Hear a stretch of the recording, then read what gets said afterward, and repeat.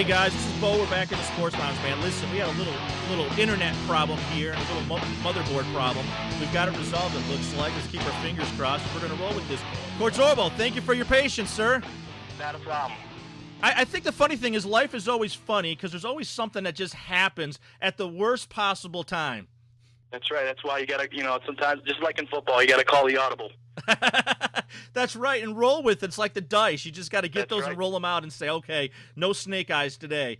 That's right. Now, Coach, we're talking a little bit about your program. You're a product of Division III. You enjoyed Division III, but I think the interesting thing on this is the passion your coaching staff, yourself, have for your athletes. Because, to be honest with you, because you don't have 10 people working for the college, you've just got a few, and you've got volunteers. You've got to have strong bonds with your athletes.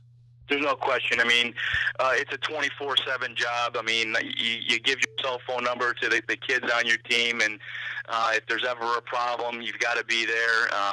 We always operate on an open door policy here. If there's ever a problem that a young man has, I want him to know that he can come in and talk to me directly, and we can get it solved. So it's a very time-consuming job, but yet it's a very rewarding job. And when a kid comes through your program and you see what a great education coupled with all the things that he learns as a football player, what that does for him in life after college, it's a great thing to see.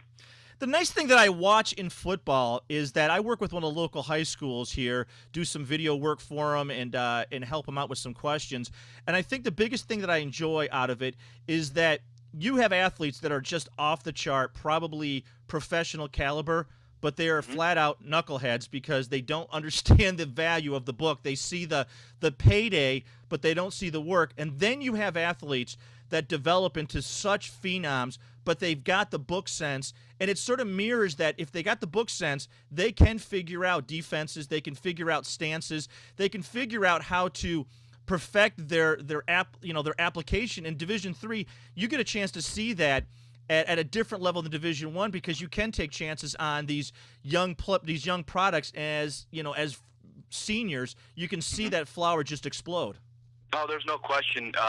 We're very fortunate because we're such a great academic school. We get some very, very intelligent kids here, and because of that, we can do a heck of a lot more on offense and defense, and because they can process so much. And you're right, when we're in the film room breaking down film and dissecting our opponent, they pick up on things that the average guy doesn't pick up on, and it's definitely an advantage, and we use that.